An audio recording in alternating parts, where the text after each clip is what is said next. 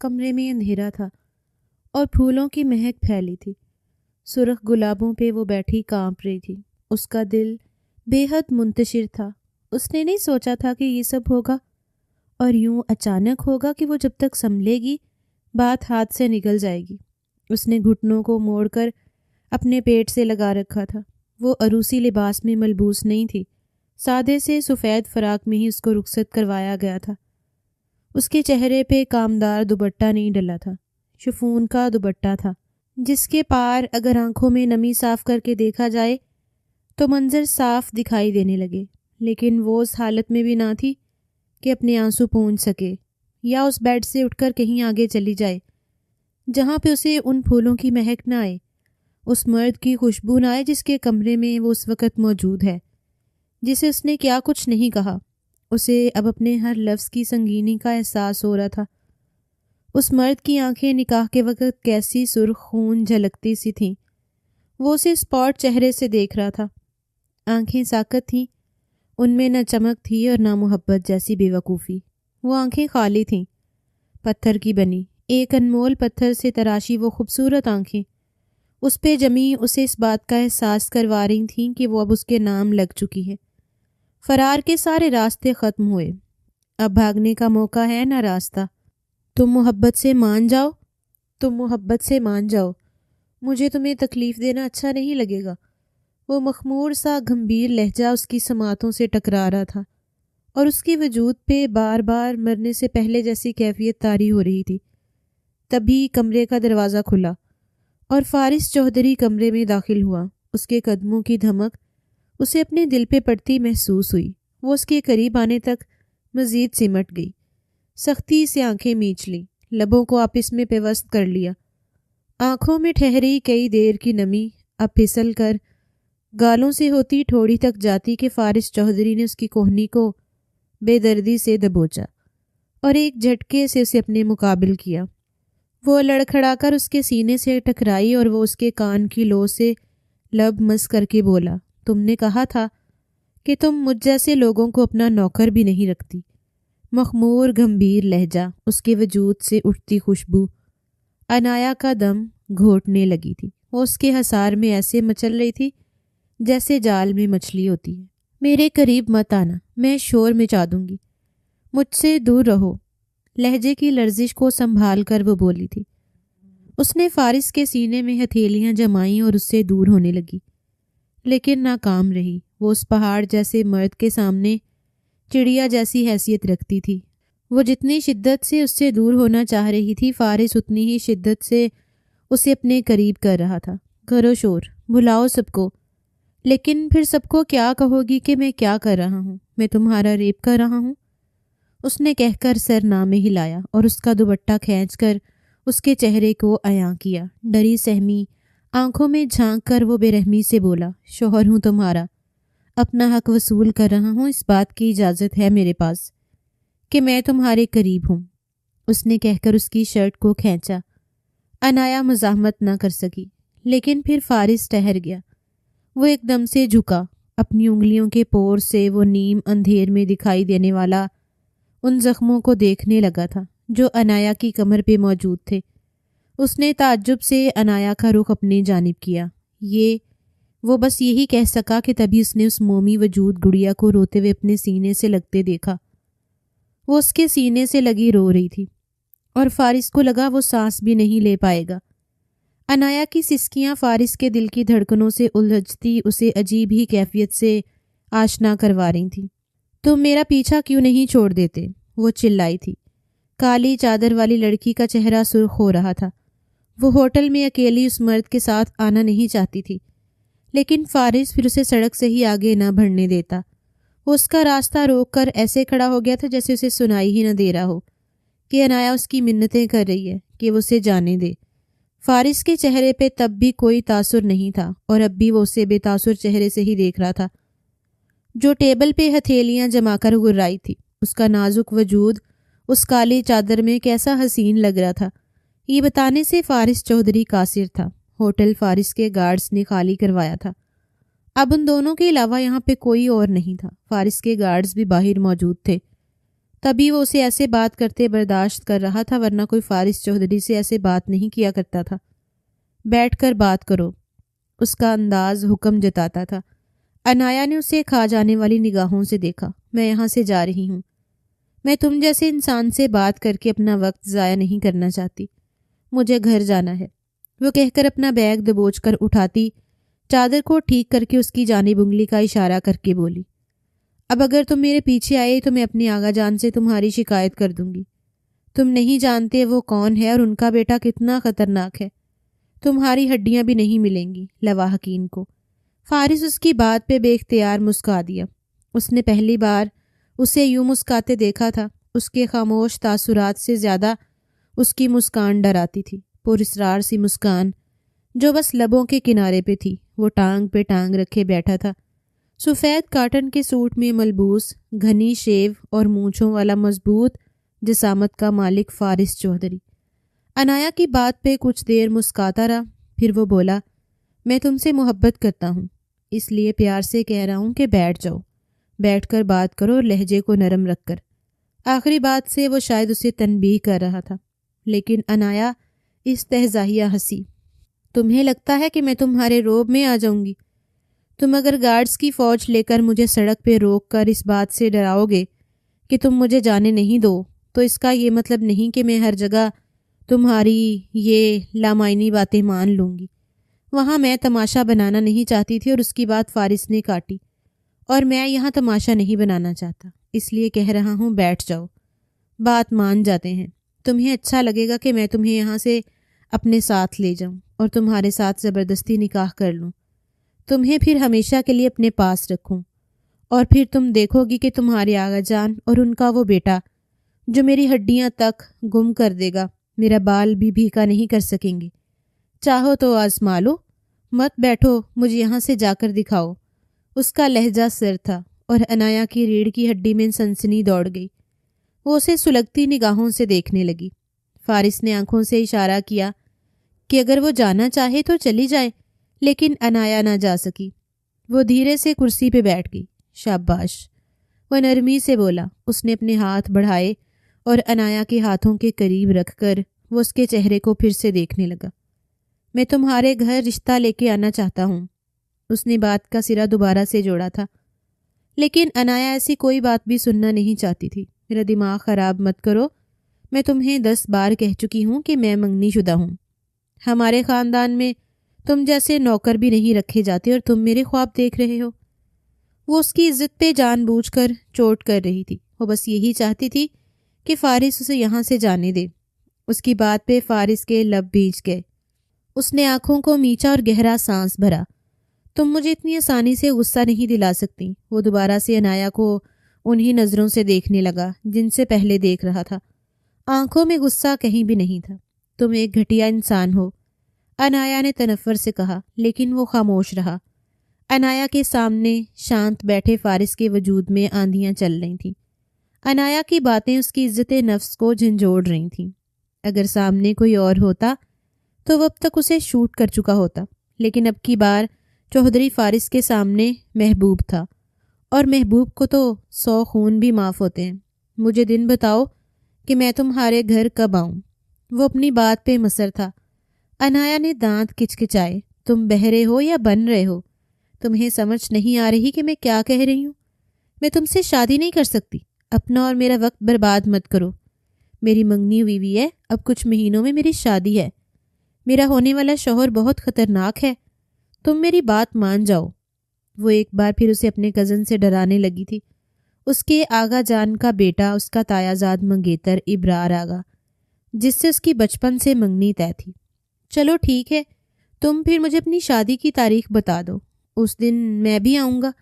اگر تمہارے منگیتر نے مجھے مار دیا تو تم اس کی، لیکن اگر میں بچ گیا تو میں تمہیں اپنے ساتھ لے کر جاؤں گا، اور تب نہ تم شور کرو گی اور نہ انکار۔ بتاؤ منظور ہے؟ اس کی بات پہ عنایا کا منہ کھل گیا۔ وہ اسے آنکھیں پھاڑے دیکھنے لگی۔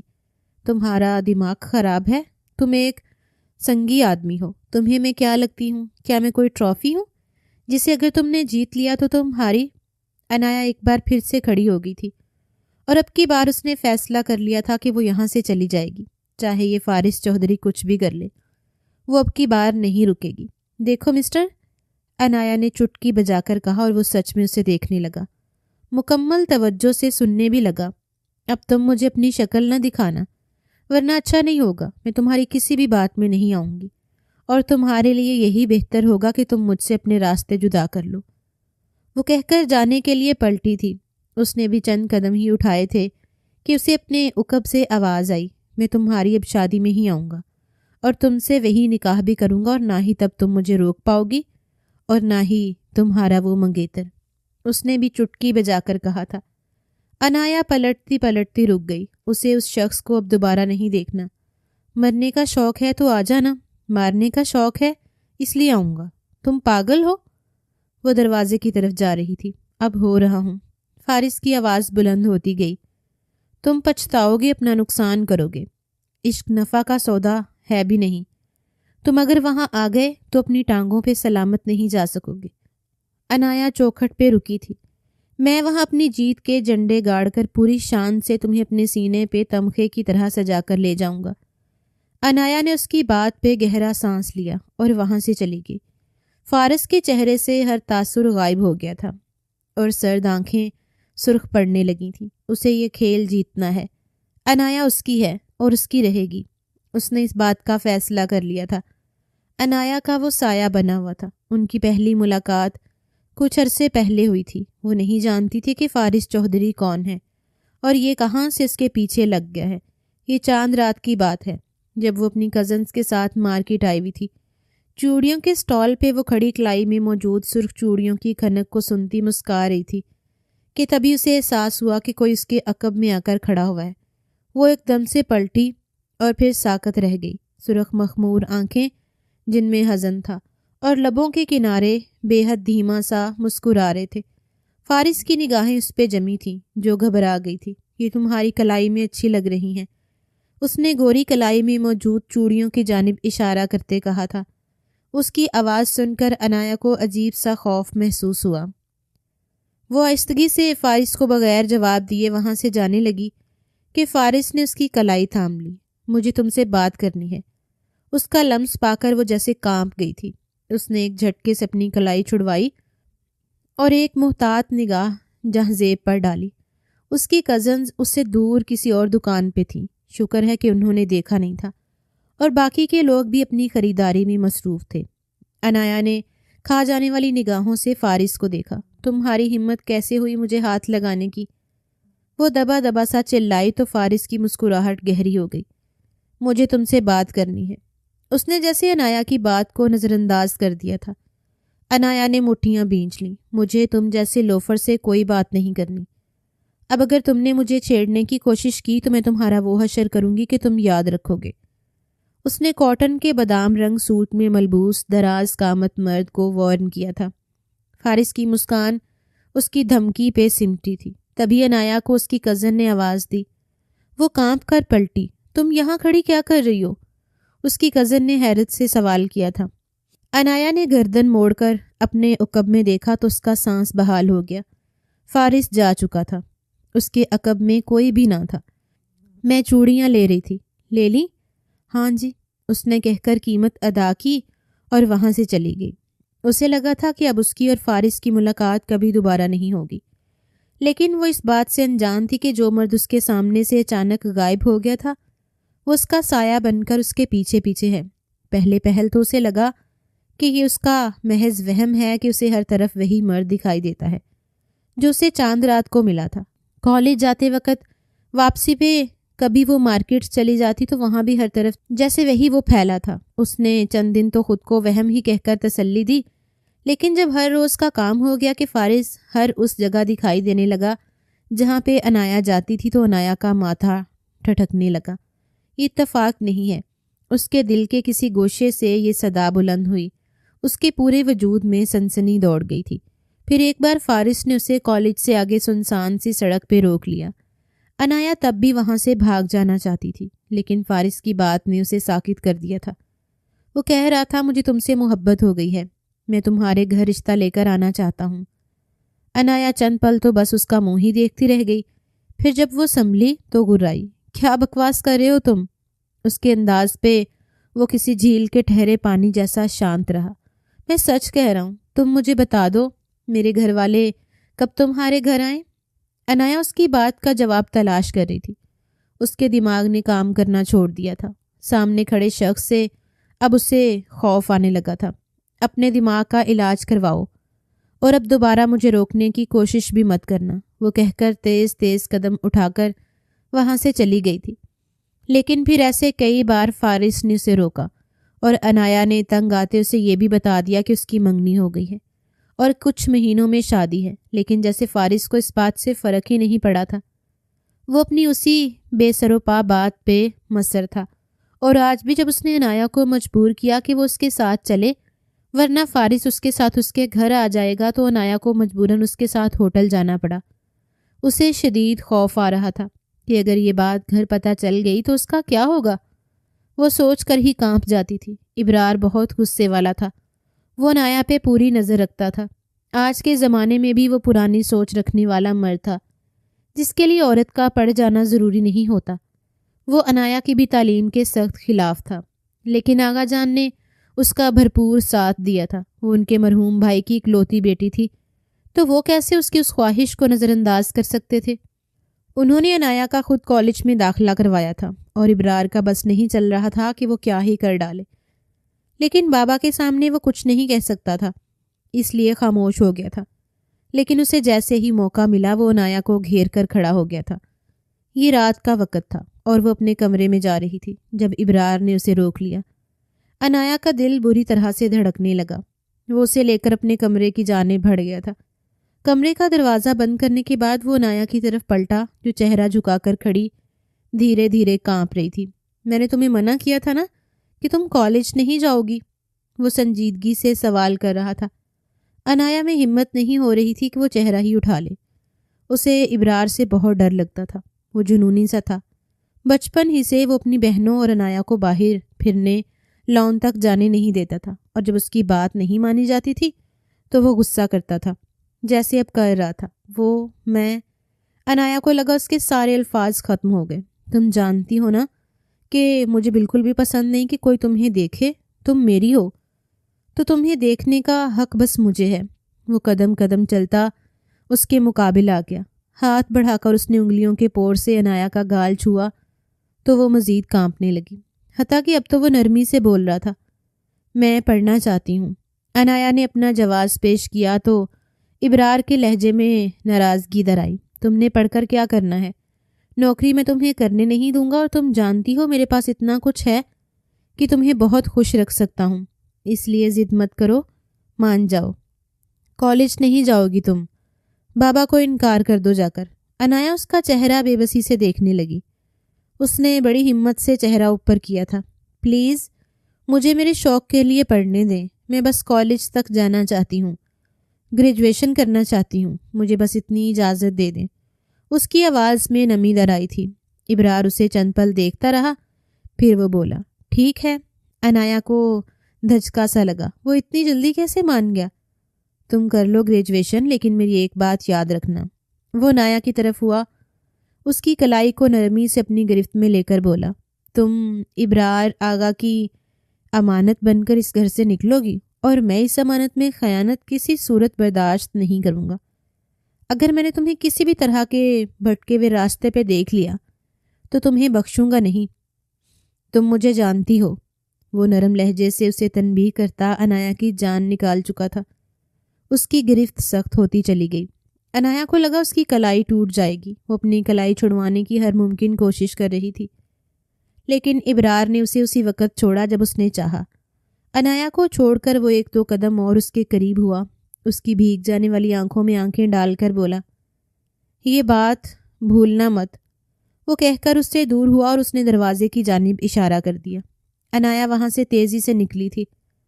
وہ بھاگ کر اپنے کمرے میں چلی گئی تھی۔ وہ اس کے بعد اکثر اپنی امی کے سامنے احتجاج کیا کرتی تھی کہ اس نے ابرار سے شادی نہیں کرنی۔ وہ ایک سائیکو انسان ہے جو سب کو اپنی مرضی سے چلانا چاہتا ہے۔ وہ محبت کو زنجیر کی طرح استعمال کرتا ہے اور سب کو اپنا غلام بنا لینا چاہتا ہے۔ لیکن امی اس کی بات پہ خوف میں مبتلا ہو جاتی اور اس کے لبوں پہ ہاتھ رکھ کر سرگوشی میں کہتی، یہ سب تم میرے سامنے ہی کہہ لینا، کبھی بھی باقی گھر والوں کے سامنے یہ سب مت کہنا ورنہ قیامت آ جائے گی۔ وہ پاگل نہیں ہے، بس عزت جانے کا خوف ہے اسے۔ آج کل کا ماحول ہی ایسا ہے کہ ابرار ڈرا ہوا ہے، وہ اپنی بہنوں کو بھی تو نہیں نکلنے دیتا، تمہیں تو پھر اس نے کالج جانے کی اجازت دے دی۔ اس نے اپنے لبوں سے امی کا ہاتھ ہٹایا۔ گھر کے بے حد پاس جو کالج ہے اس میں ایڈمیشن کروایا ہے، اور آپ جانتی ہیں اس نے میری کلائی اتنی زور سے پکڑی تھی، یہ نشان دیکھیے۔ اس نے کلائی کو ماں کے سامنے کیا تو ماں نے نگاہیں چرا لی۔ انایا وہ تمہارا منگیتر ہے، اس گھر کا بڑا ہے، آغا جان کے بعد وہی سب کچھ دیکھے گا۔ تم نے بھی یوں ہی ضد پال لی ہے کہ تمہیں پڑھنا ہے، تم نے پڑھ لکھ کر کرنا ہی آخر کیا ہے؟ سب کچھ تو ہے ابرار کے پاس۔ انایا کی آنکھوں میں تعجب در آیا۔ اس کے پاس سب کچھ ہے، لیکن میرے پاس کیا ہے؟ کچھ بھی نہیں۔ میں پڑھنا چاہتی ہوں، میں نے بچپن سے ہی خواب دیکھا ہے کہ مجھے پڑھ لکھ کر کچھ بننا ہے۔ آپ کو یاد ہے بابا کہا کرتے تھے ان کی انایا استانی بنے گی۔ کتنی سادہ سی خواہش تھی میرے باپ کی، اور میں اسے ہی پورا کرنا چاہتی ہوں۔ امی کی آنکھیں ڈبڈبا گئیں۔ تمہارا باپ زندہ ہوتا تو تمہیں ضرور استانی بناتا، لیکن اب وہ نہیں ہے، اور یہی لوگ ہمارا سب کچھ ہیں۔ ان کے ساتھ گزارا کرنا سیکھ لو انایا، ورنہ بعد میں مسئلہ ہوگا تمہیں۔ وہ امی کی بات پہ خاموش ہو گئی تھی۔ اس کے پاس فرار کا کوئی راستہ نہیں تھا۔ اس کی چاروں جانب بس ابرار تھا، جس کی محبت سے اسے خوف آتا تھا۔ اس کا مستقبل اس مرد کے ساتھ کیسا ہوگا جو اسے بس کمرے کی حد تک ہی رکھنا چاہتا ہے؟ وہ یہ سوچ کر ہی کانپ جاتی تھی۔ وہ تیز تیز قدم اٹھاتی گھر پہنچی تھی۔ وہ جانتی تھی 10 منٹ لیٹ ہو جانے پر بھی اس سے سوال کیے جائیں گے، اور اب تو اسے گھر پہنچنے میں 15 منٹ لگ گئے تھے۔ وہ جیسے ہی لان سے گزرتی داخلی دروازے کو عبور کر کے اندر داخل ہوئی تو گھر میں عجیب سا سناٹا چھایا تھا۔ سب لوگ لاؤنج میں ہی موجود تھے۔ اس کے اندر داخل ہوتے ہی امی تیزی سے اس کے سامنے آئیں۔ تم کہاں سے آ رہی ہو؟ ان کے سوال پر وہ تعجب سے انہیں دیکھنے لگی۔ میں کالج گئی تھی، وہیں سے آ رہی ہوں، اس نے خود کو نارمل رکھتے ہوئے جواب دیا تو اس کی تائی امی جو پیچھے صوفے پر بیٹھی تھی ایک دم سے کھڑی ہوئیں اور تالیاں بجا کر بولی، بہت اچھے، پورے شہر میں ہماری بدنامی کروانے کے بعد یہ محترمہ ایسے ظاہر کر رہی ہے کہ انہوں نے کچھ کیا ہی نہیں۔ انایا کی آنکھوں میں حیرت دھر آئی۔ یہ آپ کیا کہہ رہی ہیں؟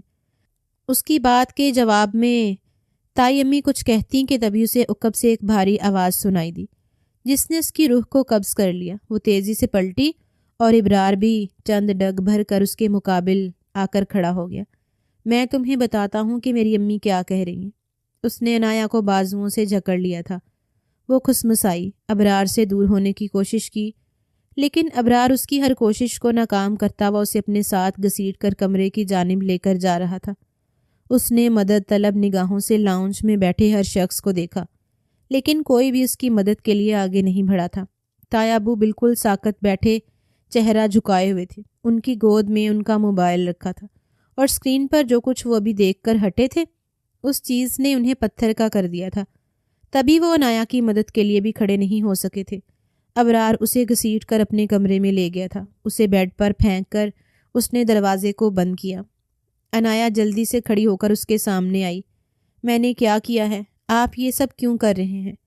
وہ رونے لگی تھی۔ تبھی اس نے ابرار کو اپنی پینٹ سے بیلٹ کھول کر نکالتے دیکھا تو انایا خوف کے زیر اثر سر کو نفی میں ہلائے پیچھے قدم اٹھانے لگی۔ چند قدموں کے بعد ہی وہ دیوار سے جا لگی تھی، اور ابرار آنکھوں میں وحشت لیے اس کے قریب آ کر کھڑا ہو گیا۔ اس نے بیلٹ کو اپنے ہاتھ پر لپیٹ لیا۔ تمہیں کیا لگا تھا کہ تمہاری آوارہ گردی کی خبر مجھے کبھی نہیں ملے گی؟ تم لوگوں سے جا کر ہوٹل میں ملتی ہو۔ نہ جانے کب سے میری آنکھوں میں یوں ہی دھول جھونک رہی تھی تم۔ کالج کے نام پر پتہ نہیں کہاں کہاں منہ مارتی تھی، لیکن آج مجھے تمہارے بارے میں سب پتہ چل گیا ہے۔ اللہ کا شکر گزار ہوں کہ نہ جانے کیسے میرے دوست نے تمہیں وہاں دیکھ لیا تھا، جبکہ تمہارے اس یار نے تو مکمل تیاری کی ہوئی تھی، تمہارے لیے پورا ہوٹل ہی خالی کروا لیا تھا۔ وہ استہزائیہ سے کہتا اس کے قریب تر ہو گیا تھا۔ انایا کے پیروں تلے سے زمین نکل گئی تھی۔ وہ اپنی صفائی میں کچھ کہنا چاہتی تھی، لیکن اس کے تمام الفاظ گم ہو گئے تھے۔ ابرار نے اپنی جیب سے موبائل نکالا اور اس پر چند انگلیاں چلانے کے بعد اس نے موبائل کی اسکرین انایا کے سامنے کی۔ کہہ دو کہ یہ جھوٹ ہے۔ وہ دانتوں پر دانت جما کر انایا کے بالوں کو دبوچ کر اس سے سوال کر رہا تھا۔ انایا ڈبڈبائی آنکھوں سے موبائل کی اسکرین کو دیکھ رہی تھی۔ پھر اس نے چہرے کو اوپر کیا۔ آپ کو غلط فہمی ہو رہی ہے، میں اس سے ملنے نہیں گئی تھی۔ یہ ایک آوارہ انسان ہے جو میرے پیچھے لگ گیا تھا۔ میں اس سے پیچھا چھڑانا چاہتی تھی۔ یہ مجھے ڈراتا دھمکاتا ہے۔ میں نے آپ کو یہ سب اس لیے نہیں بتایا کیونکہ میں جانتی تھی کہ آپ مجھ پر شک کریں گے اور میرا کالج جانا بند کر دیں گے۔ میں ڈر گئی تھی۔ میں نے کچھ نہیں کیا۔ آپ میری بات کا یقین کریں۔ وہ ابرار کے پیروں میں گرنے کو ہو رہی تھی۔ ابرار کا بیلٹ والا ہاتھ اس کے بالوں میں الجھا تھا۔ وہاں گرفت مضبوط تھی۔ وہ اسے جھکنے بھی نہ دیتا تھا۔ اس نے ایک جھٹکے سے انایا کو پھر اپنے سامنے کیا تو وہ بالوں کو کھینچنے کی وجہ سے سسکاری۔ تم کہانیاں اچھی بنا لیتی ہو، لیکن تمہیں یہ جان کر خوشی ہوگی کہ مجھے تمہاری کسی بھی بات پر یقین نہیں آ رہا۔ میں آج پہلے تمہاری چمڑی ادھیڑوں گا، پھر اس کے بعد آج ہی میں تم سے نکاح کروں گا، اور پھر تمہیں بتاؤں گا کہ ابرار آغا کو دھوکہ دینے کی کتنی بڑی سزا ہوتی ہے۔ تم ہر روز میرے جنون کو بھگتو گی۔ تمہاری باقی کی زندگی تمہارے ساج کے آوارہ پن کی وجہ سے عذاب بن کر رہ جائے گی۔ انایا خوف سے تھر تھر کانپنے لگی۔ اس نے دونوں ہاتھوں کو جوڑ لیا۔ نہیں، مجھے معاف کر دیں۔ میں نے ایسا کچھ نہیں کیا۔ آپ میری باتوں کا یقین کریں۔ وہ روتے ہوئے مزید کچھ کہتی کہ اس کے منہ سے بلند و بانگ چیخ برآمد ہوئی، کیونکہ ابرار اسے گھسیٹ کر بیڈ پر لے گیا تھا۔ پھر اس نے ہاتھ پر لپیٹا بیلٹ اونچا کیا اور اس کی کمر پر مارنے لگا۔ وہ درد سے تلملا رہی تھی، چیخ چیخ کر باقیوں کو پکار رہی تھی کہ کوئی دروازہ کھول کر اس کی مدد کے لیے آئے، لیکن کوئی بھی اس کی مدد کے لیے نہیں آیا تھا سوائے اس کی امی کے، جو دروازہ پیٹ پیٹ کر ابرار کی منتیں کر رہی تھی کہ وہ ایک بار دروازہ کھول دے، ان کی انایا کو معاف کر دے۔ لیکن ابرار رکا نہیں تھا۔ جب وہ مار مار کر تھک گیا تو اس نے فرش پر تھوکا، بیلٹ کو پھینکا اور ایک متنفر نگاہ انایا پر ڈالی۔ میں ابھی 30 منٹ بعد آؤں گا۔ ہمارا آج ہی نکاح ہے، تم تیاری کر لو۔ باقی کا عذاب میں تم پر تمہیں اپنی بیوی بنا کر نازل کروں گا۔ وہ کہہ کر کمرے کا دروازہ کھول کر باہر نکلا تو امی بھاگ کر اندر آئیں۔ انہوں نے نڈھال سی ہوتی انایا کو بیڈ پر بکھرے دیکھا۔ وہ اس کی طرف آئیں، اسے اپنی گود میں کیا، اس کے بالوں کو سنوارا تو اس نے تکلیف سے بھری آنکھوں سے اپنی امی کو دیکھا۔ اس نے ہاتھ جوڑ لیے تھے۔ میں اس شخص سے شادی نہیں کرنا چاہتی، یہ مجھے مرنے بھی نہیں دے گا۔ وہ شدت سے رونے لگی تھیں۔ امی نے اپنی طرف سے ہر ممکن کوشش کر لی تھی۔ وہ آغا جان کے پاس گئی تھیں، ان کی منتیں کی تھیں، اپنا دوپٹہ تک ان کے پیروں میں ڈال دیا تھا، لیکن وہ ساکت و جامد بیٹھے کسی پتھر کی مورت لگتے تھے، جن پر امی کے نہ آنسوؤں کا اثر ہو رہا تھا اور نہ ہی دہائیوں کا۔ کچھ ہی دیر میں ابرار مولوی اور چند گواہوں کے ساتھ گھر میں داخل ہوا۔ اس نے ایک بے تاثر نگاہ سامنے کھڑے تمام لوگوں پر ڈالی اور بولا، اگر آپ لوگ انایا کو تیار کریں۔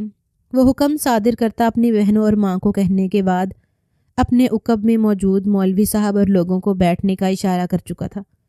سب لوگ خاموشی سے بیٹھ گئے تھے۔ گھر کی تمام عورتیں ابرار کے کمرے کی جانب بڑھ گئی تھیں، جہاں پر انایا تکلیف سے روئے چلے جا رہی تھی۔ نہیں، میں یہ شادی نہیں کروں گی۔ جب اسے اس کی تائی امی تیار کرنے لگیں تو وہ ان کے ہاتھ جھٹکتے ہوئے بولی تھی۔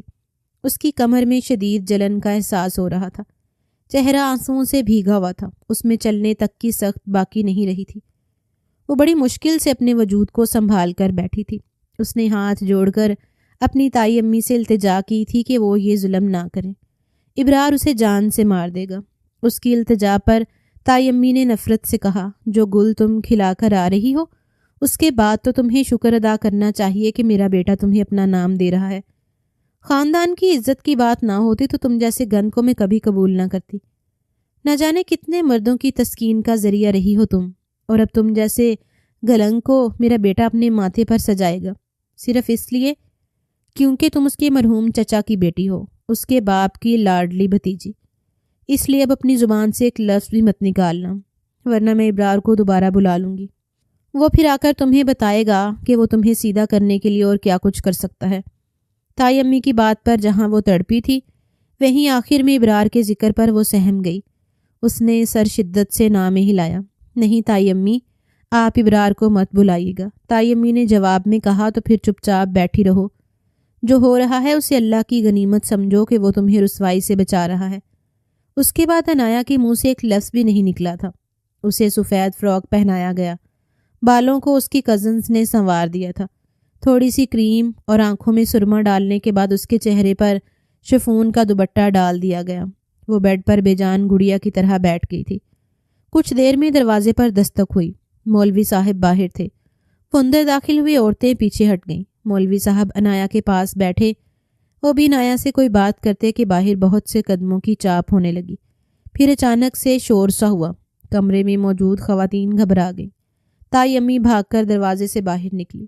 ریلنگ پر رک کر انہوں نے بے ساختہ چیخ ماری تھی، کیونکہ نیچے فارس چودھری اپنے گارڈز کے ساتھ کھڑا تھا۔ اس نے ابرار کے ماتھے پر بندوق رکھا ہوا تھا۔ ابرار صوفے پر ڈرا سہما سا بیٹھا تھا۔ فارس چودھری کی ایک ٹانگ صوفے پر رکھی تھی۔ وہ اس کے ماتھے پر بندوق تان کر اسے خونخوار نگاہوں سے دیکھ رہا تھا۔ میں نے اسے کہا تھا کہ وہ صرف میری ہے، اس کا نام اگر کسی کے ساتھ جڑے گا تو وہ صرف میں ہوں گا، لیکن وہ نہیں مانی اور چپکے سے تم سے نکاح کرنے لگی۔ میں نے اسے یہ بھی کہا تھا کہ میں اس کی شادی میں آؤں گا اور اسے جیت کر لے جاؤں گا، پھر دیکھوں گا کہ کون مجھے اس سے دور کرے گا۔ نکاح تو آج یہاں پر ہو کر رہے گا، لیکن تمہارا نہیں میرا۔ اگر تمہیں اپنی جان پیاری ہے تو چپ چاپ ایک کونے میں جا کر کھڑے ہو جاؤ، ورنہ جو کچھ میں تمہارے ساتھ کروں گا تمہاری 7 پشتیں بھی اس تکلیف کو بھلا نہیں پائیں گی۔ یہ سب اتنا اچانک ہوا کہ ابرار کو سنبھلنے کا موقع ہی نہ ملا۔ آغا جان خود گھبرا گئے تھے۔ ریلنگ پر کھڑی عنایا کی تائی امی جلدی جلدی سیڑھیاں اتر کر نیچے آئیں۔ انہوں نے فارس چودھری کے سامنے ہاتھ جوڑ لیے۔ میرے بچے کو کچھ مت کہنا، تم جو کہو گے ہم کریں گے۔ فارس نے گردن موڑ کر انہیں دیکھا اور سر کو ہلا دیا۔ پھر اس نے ابرار کو دیکھا اور آنکھوں سے اشارہ کیا کہ وہ جا کر کونے میں چپ چاپ کھڑا ہو جائے۔ فارس چودھری کے پیچھے ہوتے ہی ابرار کی امی ابو اس کے پاس گئے۔ انہوں نے ابرار کو صوفے سے اٹھایا اور اسے لے کر وہ دونوں جس طرف فارس چودھری نے اشارہ کیا تھا اسی کونے میں جا کر کھڑے ہو گئے۔ گارڈز انہیں گھیر چکے تھے۔ مولوی صاحب اور گواہ سبھی گھبرا گئے تھے، لیکن اب یہاں سے باہر کسی کو بھی نکاح سے پہلے جانے کی اجازت نہیں تھی۔ وہ جب بلائی منزل پر موجود کمرے میں داخل ہوا تو عنایا جو باہر ہونے والے شور کی وجہ سے کھڑی ہو گئی تھی، سامنے فارس غازی کو موجود دیکھ کر کانپ گئی۔ اسے لگا جیسے وہ ایک کنویں سے بچ کر دوسری کھائی میں جا گرے گی۔ اب فارس آ گیا تھا۔ وہ خوف سے پیچھے قدم اٹھاتی دیوار سے جا لگی۔ تبھی فارس بھی قدم قدم چلتا اس کے مقابل آیا۔ اس کی روئی روئی آنکھوں میں وہ بے حد سرد مہری سی دیکھتے ہوئے اس کے جبڑے کو نرمی سے دبوچ کر اس کی آنکھوں میں جھانکتے ہوئے بولا، میں نے تمہیں کہا تھا کہ میں تمہیں جیت کر رہوں گا۔ پھر اس نے مولوی صاحب کو اشارہ کیا کہ وہ عنایا کو اپنے سامنے بیڈ پر بٹھا چکا تھا۔ مولوی صاحب نے نکاح پڑھوانا شروع کر دیا تھا اور وہ کچھ دیر میں عنایا فارس چودھری ہو گئی تھی۔ نکاح کے ہوتے ہی فارس نے آگے بڑھ کر عنایا کو کلائی سے پکڑا اور ایک جھٹکے سے بیڈ سے کھڑا کیا۔ اس کی امی اس کے پاس آنے لگی۔ وہ بھی اپنی امی ہی کو ڈھونڈ رہی تھی، لیکن فارس اسے گھسیٹ کر اپنے قریب کر چکا تھا۔ اب سے تمہارا اس گھر کے تمام لوگوں سے کوئی تعلق نہیں ہے۔ تم آج یہاں سے جب نکلو گی تو ان سب کو بھول کر نکلو گی۔ وہ اسے کہہ کر سنبھلنے کا موقع دیے بغیر اپنے ساتھ کھینچتا ہوا کمرے سے نکل گیا۔ سیڑھیوں کو عبور کرنے کے بعد وہ جب لاؤنج میں پہنچا اس نے ایک فاتحانہ نگاہ ابرار پر ڈالی اور پھر اسی نگاہ سے عنایا کو دیکھا۔ وہ یہ بتانا چاہ رہا تھا کہ وہ جیت چکا ہے اور ابرار اسے سلگتی نگاہوں سے دیکھ رہا تھا۔ جن گواہوں کو ابرار بلا کر لے کر آیا تھا ان میں سے اس کے دوست بھی تھے۔ اس کی تو پورے شہر میں بے عزتی ہو گئی تھی۔ فارس چودھری کے جانے کے بعد ابرار غصے سے پاگل ہوتا گھر کی چیزوں کو توڑنے پھوڑنے لگا تھا۔ تائی امی عنایا کی امی کو باتیں سنا رہی تھیں۔ یہ سب تمہاری تربیت کا نتیجہ ہے، تم نے اسے بے جان لگام دی۔ اتنا کہہ کر وہ پلٹی اور انہوں نے اپنے شوہر کو دیکھا۔ میں آپ کو کہتی رہ گئی کہ اس کا پڑھنا لکھنا اتنا بھی کیا ضروری ہے، لیکن آپ نہیں مانے۔ اب دیکھ لیا نتیجہ، پورے شہر میں ہم بدنام ہو کر رہ گئے۔ اس لڑکی نے ہمیں کسی کے بھی سامنے منہ دکھانے کے قابل نہیں چھوڑا۔ پورے خاندان میں ہماری عزت 2 کوڑی کی ہو گئی۔ عنایا کی امی زاروں قطار روئے جا رہی تھیں۔ انہیں کچھ بھی سمجھ نہیں آ رہا تھا کہ ان کی بیٹی کے ساتھ یہ سب اچانک سے کیا ہو گیا۔ وہ کون تھا جسے یوں اٹھا کر لے گیا، ان کے ہی گھر میں گھس کر ان کی بیٹی سے نکاح کیا اور پھر اسے اپنے ساتھ لے گیا۔ اس کی کہی گئی باتیں ابھی تک عنایا کی امی کے کانوں میں باز گشت کر رہی تھیں۔ کیا اب وہ باقی کی ساری عمر اپنی پھول سی بچی کا چہرہ دیکھنے کے لیے ترستی رہیں گی؟ دنیا چاہے کچھ بھی بولتی رہے، لیکن انہیں اپنی بیٹی پر پورا اعتبار تھا، اس نے کوئی غلط کام نہیں کیا ہوگا۔ لیکن اگر اب وہ یہ چیخ چیخ کر بھی بتائیں پھر بھی کون ان کی بات پر یقین کرے گا؟ اس لیے وہ خاموشی سے کونے میں بیٹھی روئے جا رہی تھی، اور ابرار ہانپتا ہوا اپنے بالوں کو مٹھیوں میں دبوچ چکا تھا۔ میں اس عنایا کو زندہ نہیں چھوڑوں گا، جو کچھ اس نے میرے ساتھ کیا ہے اس سب کی اسے بھرپائی کرنی ہوگی۔ میں دیکھ لوں گا اسے اور اس شوہر کو بھی۔ اس نے یہ بات زیر لب کہی تھی، پھر وہ بڑے بڑے ڈھک بھرتا اپنے کمرے میں جا کر بند ہو گیا تھا۔ یہ وجہ تھی ان زخموں کی جو اس نازک سراپا کی کمر پہ موجود تھے۔ فارس چودھری عنایا کی مکمل کہانی سننے کے بعد جیسے سکتے میں چلا گیا تھا۔ اس نے نہیں سوچا تھا کہ اس کی ایک غلطی عنایا پر اس قدر بھاری ہو جائے گی۔ عنایا کی آنکھوں میں ابھی بھی نمی کے ساتھ ساتھ تکلیف تھی۔ فارس کو سمجھ نہ آئی کہ وہ کیا کہہ کر اپنی صفائی پیش کرے۔ اس نے دھیرے سے آگے بڑھ کر عنایا کو شانوں سے تھاما اور اسے بیڈ پر بٹھا دیا۔ وہ خود گھٹنوں کے بل اس کے سامنے بیٹھ گیا تھا۔ اس نے عنایا کے گھٹنوں پر اپنے بھاری ہاتھ رکھے اور بے حد مدھم لہجے میں اس کی بھیگی آنکھوں میں دیکھتے ہوئے بولا، مجھے معاف کر دو۔ مجھے نہیں پتا تھا کہ میری ایک غلطی تمہارے لیے اتنا سب کچھ کر دے گی۔ میں یہ سب بالکل نہیں چاہتا تھا۔ مجھے نہیں پتا تھا کہ تمہارا کزن اس قدر پاگل ہے۔ اگر مجھے اندازہ ہوتا تو میں پہلے دن ہی تمہیں اس گھر سے نکال لیتا۔ لیکن اب تم بے فکر ہو، تم چودھری فارس کی بیوی ہو، کوئی تمہیں اس حویلی میں آنکھ اٹھا کر بھی نہیں دیکھے گا۔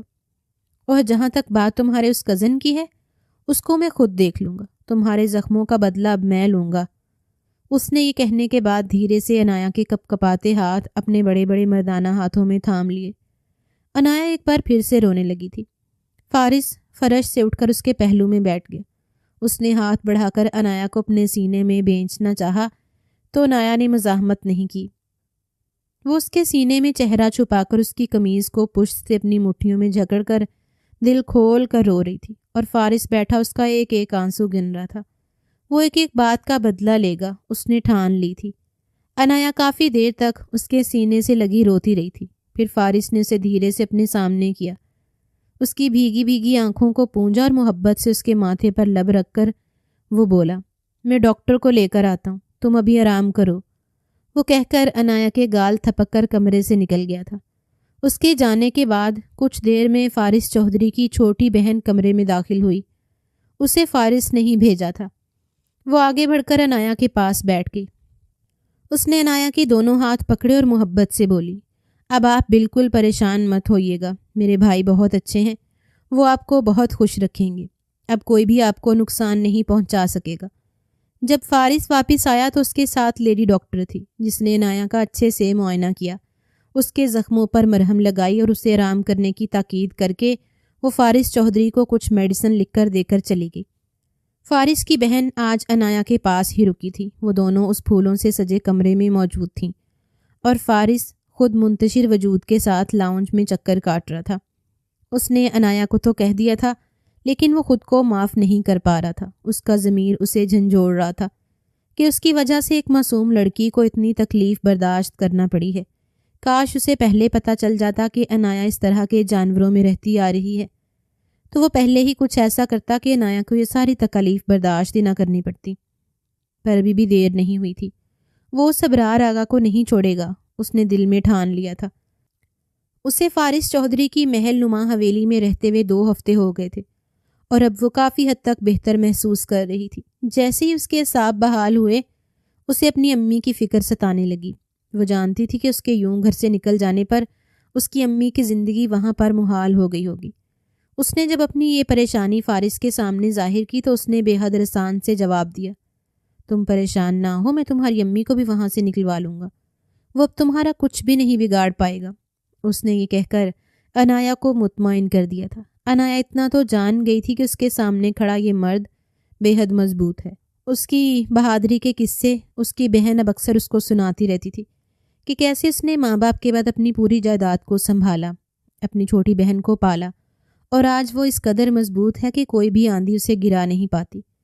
جتنا اپنے کیے کا پچھتاوا فارس چودھری کو ہو رہا تھا، اتنا ہی عنایا کو اپنی ان تمام بدتمیزیوں کو یاد کر کے ہوتا تھا کہ اس نے فارس کو کیا کچھ نہیں کہا، اس سے کتنی بدتمیزیاں کیں، وہ اس کے بارے میں کیا کچھ سوچتی تھی۔ وہ اسے جانور سمجھتی تھی، لیکن در حقیقت وہ تو فرشتہ تھا جس نے اس کی جان بچا لی تھی۔ وہ سوچتی تھی کہ وہ فارس سے معافی مانگے گی، لیکن ابھی حالات سازگار نہیں تھے۔ اسے اپنی امی کی پریشانی کھائی جا رہی تھی۔ وہیں فارس بھی اپنی طرف سے مکمل تیاری کر رہا تھا کہ وہ ایک بار پھر ابرار سے ملے گا اور ان کے گھر سے عنایا کی امی کو لے آئے گا۔ لیکن یہ سب اتنا آسان نہیں تھا۔ جس دن وہ ابرار کے گھر پہنچا، وہاں پر بڑا سا تالا اس کا منہ چڑھا رہا تھا۔ ارد گرد کے لوگوں سے پوچھنے پر اسے معلوم ہوا کہ ابرار اس کا خاندان یہ شہر چھوڑ کر چلے گئے ہیں۔ فارس چودھری متعجب سا ہوا۔ اسے کہیں نہ کہیں لگ رہا تھا کہ یہ ضرور ابرار کی کوئی چال ہے۔ وہ جانتا تھا کہ عنایا ضرور اپنی ماں کے بارے میں فارس کو بتائے گی اور فارس اس کی امی کو یہاں سے لینے ضرور آئے گا، اس لیے اس نے اپنی طرف سے چال چل دی تھی، اور جو فارس نے سوچا تھا وہ 100% سچ ہوا تھا۔ اسے شام ہی میں ایک نمبر سے کال آئی۔ دوسری جانب سے ابرار کی آواز آئی تھی۔ وہ اسے کہہ رہا تھا، تم نے میری عزت نیلام کی ہے، اب میں تمہاری عزت نیلام کروں گا۔ تو عنایا کو کہو گے کہ وہ عدالت میں تمہارے خلاف کیس کرے گی کہ تم نے زبردستی شادی کی ہے۔ وہ مجھ سے شادی کرنا چاہتی تھی، لیکن تم نے بندوق کی نوک پر اس کے ساتھ پہلے زبردستی کی اور پھر اس سے نکاح کیا۔ اس کی عزت کے ساتھ ساتھ ہم سب کی بھی عزت کو نیلام کیا۔ وہ یہ سارا بیان عدالت میں کھڑے ہو کر کہے گی، اور اسی صورت میں اس کی امی کی جان بخشی جائے گی، اور اگر اس نے ایسا نہ کیا تو میں اس کی امی کی جان لے لوں گا۔ اس کی بات پر فارس چلایا، تم اپنی موت کو دعوت دے رہے ہو، میں تمہارے ساتھ دشمنی نہیں کرنا چاہتا۔ دوسری جانب سے ابرار پھنکارا، لیکن میں تم سے دشمنی کرنا چاہتا ہوں۔ میری عزت نیلام ہوئی ہے، اور جب تک میں تمہاری عزت تار تار نہیں کروں گا مجھے سکون نہیں ملے گا۔ فارس نے اسے وارن کرتے ہوئے کہا، تم بہت پچھتاؤ گے، تم نہیں جانتے تم آگ سے کھیل رہے ہو۔ اس کی بات پر ابرار عجیب سے انداز میں ہنسنے لگا، تم کسی اور کو ڈرانا، میں اب ڈرنے والا نہیں ہوں، اس نے کہہ کر کال بند کر دی تھی۔ جب عنایا کو یہ بات پتہ چلی تو وہ ساکت رہ گئی۔ میں ایسا نہیں کر سکتی، وہ روتے ہوئے بولی تھی۔ بے شک ماضی میں حالات جو بھی رہے ہوں، لیکن فارس چودھری نے اس کی جان بچائی تھی، اور اب وہ اس کے ساتھ یہ سب نہیں کر سکتی تھی۔ لیکن اس کی امی کی جان کو خطرہ تھا۔ وہ جانتی تھی ابرار کس قدر پاگل انسان ہے۔ فارس چند پل اسے خاموشی سے دیکھتا رہا، پھر اس نے آگے بڑھ کر عنایا کے دونوں گالوں پر اپنی ہتھیلیاں رکھی اور نرمی سے بولا، تم میرے خلاف وہ سب کرو جو ابرار چاہتا ہے، اور میں وہ کروں گا جو میں نے سوچا ہے۔ عنایا کی بھیگی آنکھوں میں نہ سمجھی در آئی تھی، لیکن وہ خاموش رہی۔ ابرار نے فارس کو ایک دن کا وقت دیا تھا کہ وہ عنایا کے جواب کا اسے بتائے۔ اس نے کہا تھا کہ اگلی بار بھی وہ خود ہی کال کرے گی۔ فارس اس کا نمبر ٹریس کرنے کی کوشش نہ کرے، کیونکہ جس نمبر سے اس نے پہلے کال کی تھی وہ اب بند تھا، اور فارس کو بھی اس کی دوبارہ کال کا ہی انتظار تھا۔ وہ اپنی طرف سے مکمل تیاری کر کے بیٹھا تھا۔ وہ صبح صادق اٹھ کر آفس چلا گیا تھا۔ وہاں پر اس کی پوری ٹیم موجود تھی جو ابرار ہی کی کال کا انتظار کر رہی تھی۔ فارس جانتا تھا کہ وہ دن میں کسی بھی وقت اسے کال کر لے گا، اس لیے وہ سب بیٹھے ابرار کی کال کا انتظار کر رہے تھے۔ دوپہر باسی ہونے کے وقت فارس کا موبائل گونجا تھا۔ اس نے بے تابی سے اسکرین کو سامنے کیا اور پھر اپنی پوری ٹیم کو اشارہ کر دیا۔ اس کی کال اوکے کرتے ہی فارس کے سامنے بیٹھے اس کے آدمی نے اسے اشارہ کیا تھا کہ وہ لوگ اپنا کام شروع کر چکے ہیں۔ فارس کو بس کسی نہ کسی طرح اس کال کو لمبا کھینچنا تھا تاکہ اس کی ٹیم کو زیادہ سے زیادہ ابرار کو ٹریس کرنے کا وقت مل سکے، اور اس نے اپنی طرف سے ہر ممکن کوشش کی تھی۔ وہ پہلے اس کے ساتھ بحث کرتا رہا، پھر اس نے عنایا کا جواب اسے بتایا تو ابرار بے ساختہ ہنس دیا۔ میں جانتا تھا وہ مان جائے گی، اب تم اپنی بربادی کے دن گننا شروع کر دو، فارس نے جواب میں کہا۔ میں تمہیں پھر کہہ رہا ہوں کہ خود کو مجھ سے دور رکھو، میں تمہارا حال بگاڑ دوں گا۔ ابرار اس کی بات پر نفرت سے بولا، اب باری تمہاری ہے۔ تبھی فارس کے آدمی نے جوش سے سر کو جنبش دی تو فارس کے چہرے پر مسکراہٹ بکھر گئی۔ کام ہو چکا تھا، اب ابرار سے بات کرنے کا کوئی فائدہ نہیں تھا، اب وقت اس سے ملنے کا تھا۔ ابرار اسی شہر میں موجود تھا۔ اس نے خود ہی اس خبر کو پھیلایا تھا کہ وہ لوگ شہر کو چھوڑ کر چلے گئے ہیں۔ وہ اپنے دوست کے فارم ہاؤس میں اپنی پوری فیملی کے ساتھ رہ رہا تھا، اور اس وقت بھی وہ لاؤنج میں موجود تھا، اور اس کے فرشتوں کو بھی خبر نہیں تھی کہ فارس چودھری کے گارڈز اور پولیس اس فارم ہاؤس کا احاطہ کر چکے ہیں۔ جو جال اس نے فارس چودھری کے لیے بچھایا تھا وہ اب خود ہی اس میں پھنس چکا تھا۔ وہ لاؤنج میں بیٹھا اپنی فتح پر خوش ہونے کا سوچ ہی رہا تھا کہ تبھی دروازے پر دستک ہوئی۔ وہ دھیرے سے چونکا، صوفے سے کھڑے ہو کر وہ پرسوچ انداز میں داخلی دروازے کو دیکھتا رہا۔ پھر اس نے قدم آگے کی جانب بڑھا دیے تھے اور جب اس نے دروازے کو کھولا تو اس کی دنیا ہی ہل کر رہ گئی تھی۔ سامنے فارس چودھری ہاتھ میں پستول لیے کھڑا تھا۔ ابرار بے ساختہ پیچھے ہوا، اس کا پیر الجھا اور وہ فرش پر گر گیا۔ فرش پر ہی وہ گھسیٹتے ہوئے پیچھے ہوتا دیوار سے لگ گیا۔ اسے امید نہیں تھی کہ فارس یہاں تک پہنچ جائے گا۔ اس کی نگاہیں اس پستول پر تھیں جو فارس نے اٹھا رکھی تھی۔ تبھی اس نے فارس کے پیچھے سے پولیس کو اندر آتے دیکھا۔ فارم ہاؤس میں ہونے والے شور سے گھر کے باقی لوگ بھی لاؤنج میں آ گئے تھے۔ ایک بار پھر سب کو جیسے سانپ سونگھ گیا تھا۔ لیڈی کانسٹیبلز نے تائی امی کو اپنے نرغے میں لے کر ان سے عنایا کی امی کے بارے میں پوچھا تو انہوں نے کانپتی ہوئی انگلی سے لاؤنج سے آگے بنے کمرے کی جانب اشارہ کر دیا۔ پولیس اس کے کمرے کی جانب بڑھ گئی تھی اور فارس پنجوں کے بل ابرار کے سامنے بیٹھا اسے کھا جانے والی نگاہوں سے گھورتے ہوئے بولا، جو کھیل تم میرے ساتھ کھیل رہے تھے، اس کھیل کو کھیلنے کے لیے تمہاری ابھی عمر بہت کم ہے۔ میں نے تمہیں کہا تھا کہ تم آگ سے کھیل رہے ہو اور یہ تمہیں جلا دے گی، اور اب دیکھو میں تمہارا کیا حال کروں گا۔ تم پوری زندگی جیل میں سڑو گے۔ تمہارا باپ کیا، تمہاری 7 نسلیں بھی تمہیں جیل سے نہیں نکلوا سکیں گی۔ تمہیں اب پتہ چلے گا کہ فارس چودھری سے الجھنے کا کیا نتیجہ ہوتا ہے۔ وہ دانتوں پر دانت جما کر پوری قوت سے ابرار کے جبڑے پر پستول کا پچھلا حصہ مار چکا تھا۔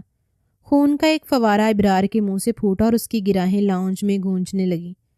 پھر فارس نے 2-3 لاتیں اس کے پیٹ میں رسید کیں۔ اس کا دل تو کر رہا تھا کہ وہ ابرار کو یہیں زندہ دفن کر دے۔ عنایا کی کمر کے نشان اس کی آنکھوں کے سامنے گھوم رہے تھے۔ وہ اس شخص کو جان سے مار دینا چاہتا تھا، لیکن اس نے خود پر لاکھ ضبط کیا۔ اس نے عنایا کے ساتھ اپنی ایک خوبصورت زندگی گزارنی تھی اور اس جیسے کیڑے کو مار کر وہ اپنے ہاتھ گندے نہیں کرنا چاہتا تھا۔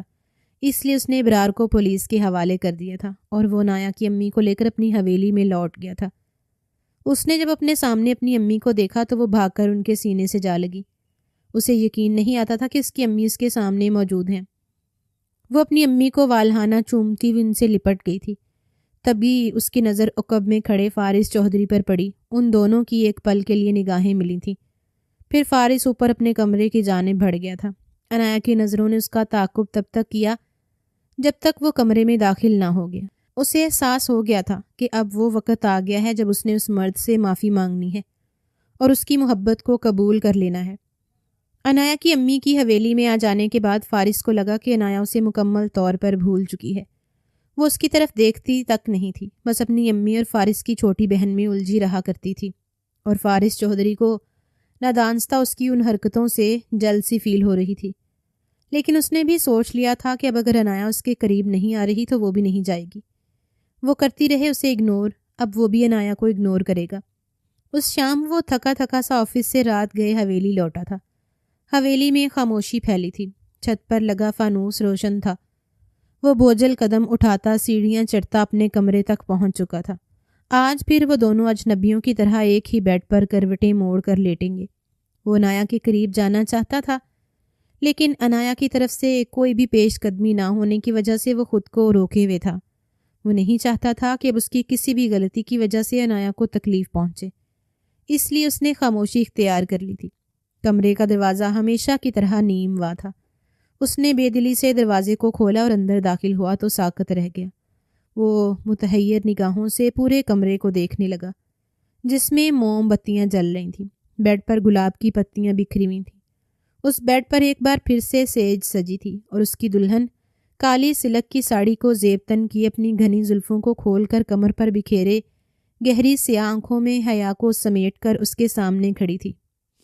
موم بتیوں کی زرد روشنی سے سامنے کھڑی مومی گڑیا بھی دہک رہی تھی، اس کی پلکیں لرز رہی تھیں۔ فارس چودھری نے ایک بھرپور نگاہ اس کے سراپے پر ڈالی اور پھر وہ قدم قدم چلتا اس کے مقابل آ کر کھڑا ہو گیا۔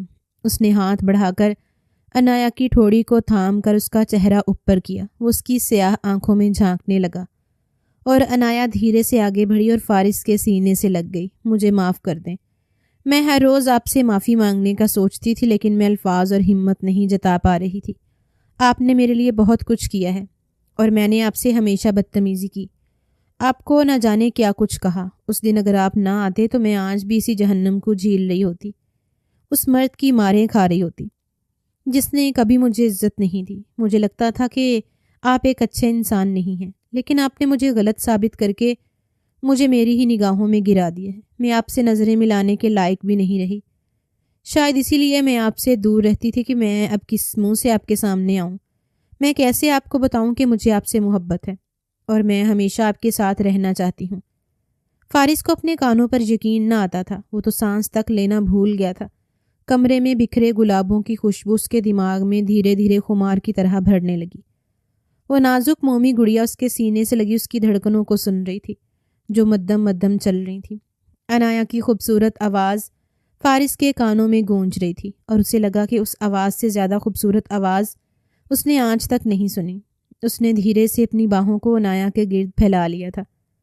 پھر اس نے عنایا کا چہرہ اوپر کیا اور محبت سے اسے دیکھتے ہوئے بولا، میں ماضی کو بھول چکا ہوں اور میں تم سے بھی یہی چاہوں گا کہ تم اب پچھلے دنوں کو دوبارہ کبھی یاد کر کے خود کو اذیت میں مبتلا مت کرنا۔ وہ سب تمہارا ماضی تھا جو کہ اب ختم ہو چکا ہے۔ تمہارا حال میں ہوں اور مستقبل بھی، اگر تم مجھے قبول کرو۔ اور عنایا نے اس کی بات کے جواب میں اپنا چہرہ اس کے فراغ سینے میں دوبارہ سے مدغم کر لیا۔ مجھے قبول ہے۔ اس نے یہ بات 3 بار کہی تو فارس چودھری بے اختیار مسکرا دیا۔ وہ اسے اپنے سینے سے لگائے بیڈ پر لے آیا تھا۔ اسے بیڈ پر بٹھانے کے بعد وہ خود اس کے سامنے بیٹھا اور شرارت سے بولا، تو یعنی آج آپ نے مجھے دل سے قبول کر ہی لیا؟